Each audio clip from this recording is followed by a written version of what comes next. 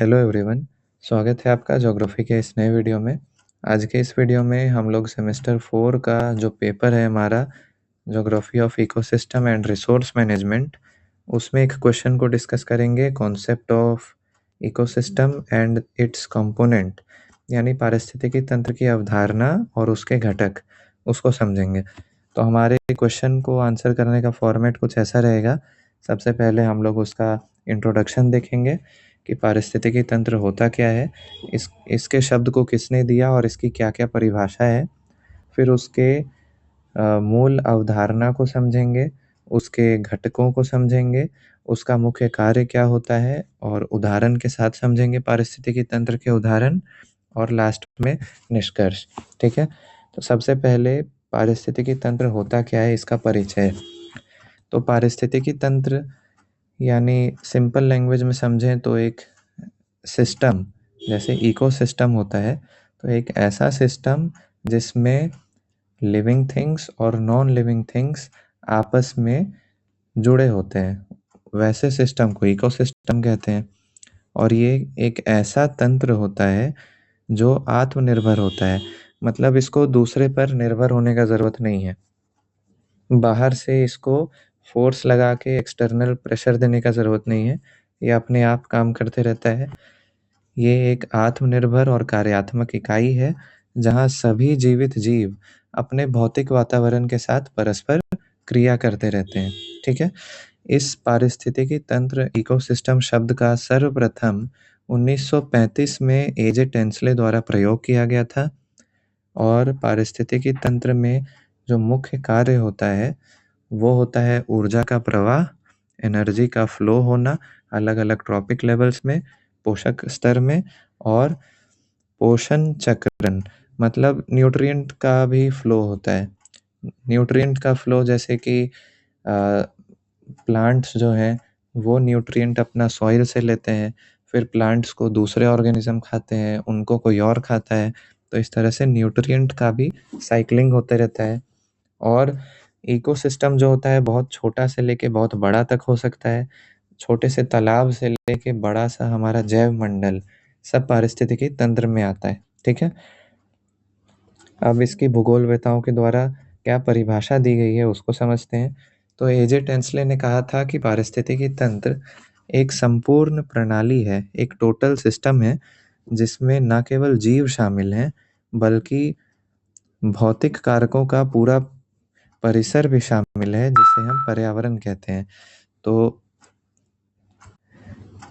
एजे Tansley का definition ये कहता है कि एक ऐसा टोटल यूनिट जिसमें ना केवल लिविंग थिंग्स जीव शामिल हो बल्कि उसके जो नॉन लिविंग इन्वायरमेंट है वो भी शामिल हो, उसको एजे टेंसले ने इकोसिस्टम कहा था। ठीक है, इसी तरह से ईपी ओडेम जो है वो भी एक जोग्राफर हैं, इन्होंने इकोसिस्टम को डिफाइन करते हुए कहा था कि ecosystem is the basic functional unit of organism and their non living environment interacting with each other. E P Odum कहते हैं कि पारिस्थितिकी तंत्र एक ऐसी कार्यात्मक इकाई है जिसमें जीव अपने भौतिक पर्यावरण के साथ अंतर संबंध में रहते हैं। ठीक है, ये पारिस्थितिकी तंत्र की परिभाषा ईपी ओडेम ने की थी। अब हम लोग इसके मुख्य अवधारणा को, कॉन्सेप्ट्स को समझते हैं। तो इसके कॉन्सेप्ट्स को हम लोग जब समझेंगे तभी तभी हम लोग पारिस्थितिकी तंत्र की मूल बातों को जानेंगे। तो इसका कॉन्सेप्ट क्या क्या है? पहला कॉन्सेप्ट ये है कि पारिस्थितिकी तंत्र में जैविक और अजैविक दो घटक होते हैं, मतलब एक लिविंग होगा और एक नॉन लिविंग होगा, और जो सभी घटक हैं वो एक दूसरे से जुड़े होंगे, और जुड़े होंगे तभी उसमें ऊर्जा का भी प्रवाह होगा, पोषक स्तर भी होगा। ठीक है, पारितंत्र या पारिस्थितिकी तंत्र में ऊर्जा का जो प्रवाह है वो प्रमुख है। पारिस्थितिकी तंत्र में ऊर्जा का प्रवाह प्रमुख है, मतलब एनर्जी का फ्लो होता है।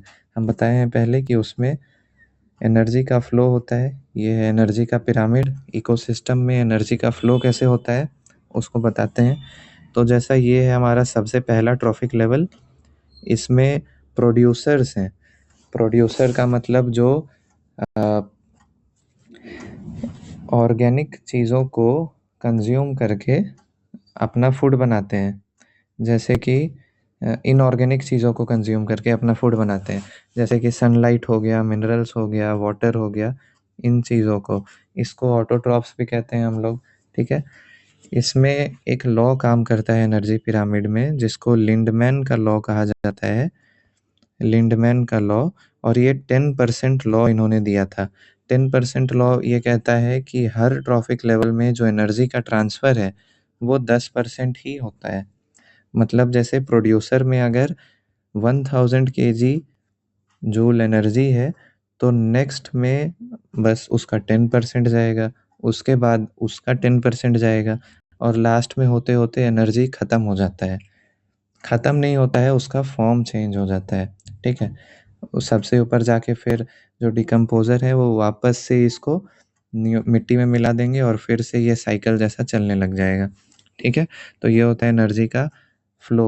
ये इस एनर्जी पिरामिड से आप लोग समझ सकते हैं कि कैसे इतने सारे घास को थोड़े से खरगोश ने खाया, फिर उतने सारे खरगोश को कुछ भेड़ियों ने खाया, फिर कुछ भेड़ियों को एक शेर ने खाया। तो एनर्जी जैसे जैसे कम होते जा रहा है, वैसे वैसे ऑर्गेनिज्म भी कम होते जा रहे हैं। तो ये पिरामिड वाला कॉन्सेप्ट बाद में भी हम लोग जानेंगे। अभी बस हम लोग ये समझते हैं कि इकोसिस्टम में एनर्जी का फ्लो भी होता है, ठीक है। और क्या-क्या होता है इकोसिस्टम में? तो इकोसिस्टम के अंदर फूड चेन और फूड वेब भी होता है, आहार जाल और आहार श्रृंखला। मतलब कौन से जीव किसको खाते हैं, वो उसका जो एक श्रृंखला होता है, उसको हम लोग आहार श्रृंखला कहते हैं, और बहुत सारे फूड चेन मिला के फूड वेब बनाते हैं, ठीक है। इसके बाद पारिस्थितिकी तंत्र आत्मनिर्भर और गतिशील होता है। मतलब इकोसिस्टम हमारा सेल्फ रिलायंस होता है, मतलब वो खुद चलते रहता है, और डायनेमिक होता है, मतलब वो चेंज करते रहता है। कभी क्लाइमेटिक फैक्टर उसको चेंज कर देते हैं, कभी ह्यूमन के कारण वो चेंज हो जाता है, ह्यूमन एक्टिविटीज़ के कारण। तो वो हमेशा अपने आप को अडेप्ट करते रहता है और चेंज करते रहता है, ठीक है। इस इकोसिस्टम का जो मुख्य स्रोत है, इसको चलाने का, इसको ऊर्जा प्रदान करने का, वो सूर्य का प्रकाश होता है। इसके बिना कोई काम नहीं होता है इकोसिस्टम में। इकोसिस्टम में क्या, पूरे बायोस्फीयर का कोई भी काम सनलाइट के बिना नहीं हो सकता है, वरना सब डेज़र्ट बन जाएगा। इसी के कारण इवापोरेशन होता है, बारिश होता है, और जीव बनते हैं, जीव मरते हैं, डिकम्पोज़ होते हैं, सब काम सूर्य के प्रकाश से होता है। तो किसी भी पारिस्थितिकी तंत्र में जो ऊर्जा का मुख्य स्रोत है, वो सूर्य का प्रकाश होता है। तो इसी तरह हम लोगों ने इकोसिस्टम के कॉन्सेप्ट्स को भी समझा। अब इसके अलग-अलग कंपोनेंट्स को जानते हैं, यानी इसके अलग-अलग घटक। तो इकोसिस्टम के मुख्यतः 2 घटक होते हैं, एक होता है जैविक और एक होता है अजैविक। यानी जिसमें जीवन है वो जैविक है, और जिसमें जीवन नहीं है उसको अजैविक कहते हैं। जैविक घटक में आते हैं उत्पादक, उपभोक्ता और अपघटक, यानी प्रोड्यूसर, कंज्यूमर और डिकम्पोज़र। प्रोड्यूसर को ऑटोट्रॉफ्स भी कहा जाता है। ये हरे पौधे होते हैं जो सूर्य के प्रकाश से अपना भोजन बनाते हैं फोटोसिंथेसिस की क्रिया के द्वारा, और इसी को डायरेक्ट या इनडायरेक्ट रूप में कंज्यूमर के द्वारा ग्रहण किया जाता है। और कंज्यूमर के भी अलग-अलग टाइप्स हो सकते हैं, primary consumer, secondary consumer, tertiary consumer, यानी जैसे प्राथमिक उपभोक्ता, द्वितीयक उपभोक्ता और तृतीयक उपभोक्ता, ठीक है। और इन दोनों को, प्रोड्यूसर और कंज्यूमर का जब टाइम ख़त्म हो जाता है, तब उसका जो डेड मटेरियल बच जाता है, उसका ऑर्गेनिक मटेरियल, उसको वापस से न्यूट्रिएंट्स में बदल के मिट्टी में मिला देने का काम होता है डिकम्पोज़र्स का। डिकम्पोज़र्स सारे डेड ऑर्गेनिक मैटर को तोड़कर उसको फिर से मिट्टी में मिला देते हैं। बैक्टीरिया, फंगी और बहुत सारे छोटे-छोटे ऑर्गेनिज़्म होते हैं, माइक्रो ऑर्गेनिज़्म, जो ये सब काम करते हैं, ठीक है। तो ये हो गया इकोसिस्टम का बायोटिक कंपोनेंट। एबायोटिक कंपोनेंट को भी हम लोग फर्दर बाँट सकते हैं। जैसे एबायोटिक कंपोनेंट को हम लोग ऐसे भी बाँट सकते हैं कि इसमें इनऑर्गेनिक सब्सटेंस कौन से होते हैं। इनऑर्गेनिक सब्सटेंस जैसे कि कार्बन, नाइट्रोजन, ऑक्सीजन, ये सब हो गया।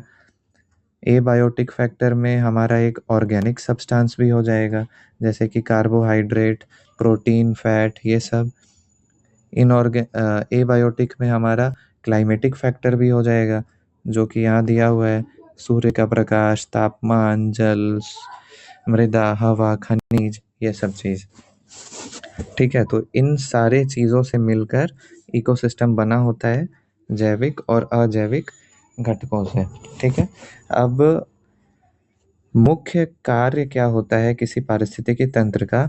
तो हम लोगों ने जाना कि मुख्य कार्य क्या होता है: ऊर्जा का प्रवाह और पोषक तत्वों का चक्रण, यानी एनर्जी का फ्लो करना एक ट्रॉफिक लेवल से दूसरे ट्रॉफिक लेवल में, और न्यूट्रिएंट का भी फ्लो होना।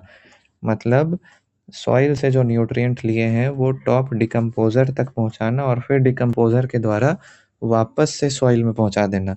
मतलब न्यूट्रिएंट का भी साइक्लिंग होता है इकोसिस्टम में, और इससे इकोलॉजिकल बैलेंस बना रहता है।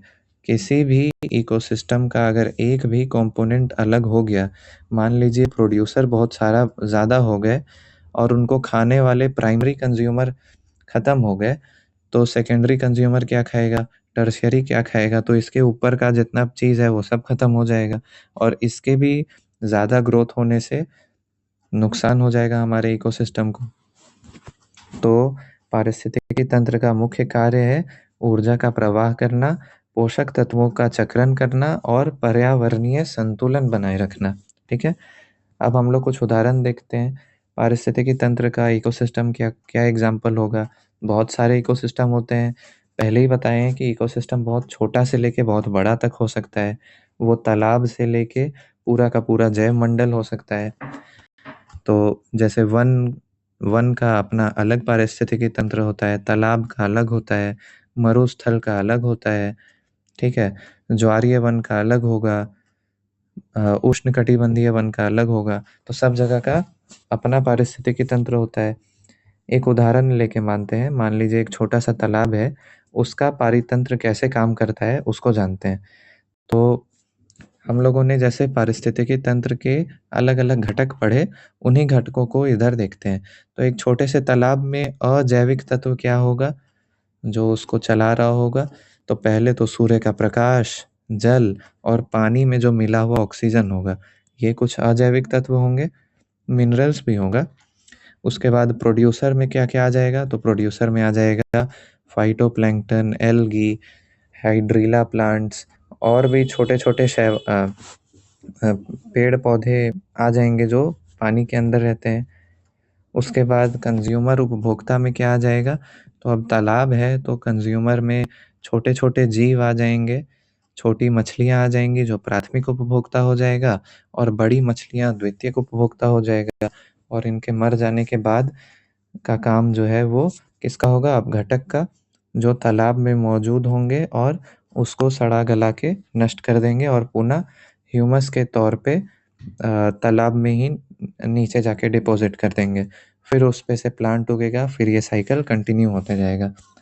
तो इस तरह से हम लोगों ने इकोसिस्टम के का इंट्रोडक्शन देखा, उसके कॉन्सेप्ट्स को जाना, उसके अलग अलग कंपोनेंट्स को जाना, उसका क्या फंक्शन होता है, क्या एग्जाम्पल है, उसको समझा।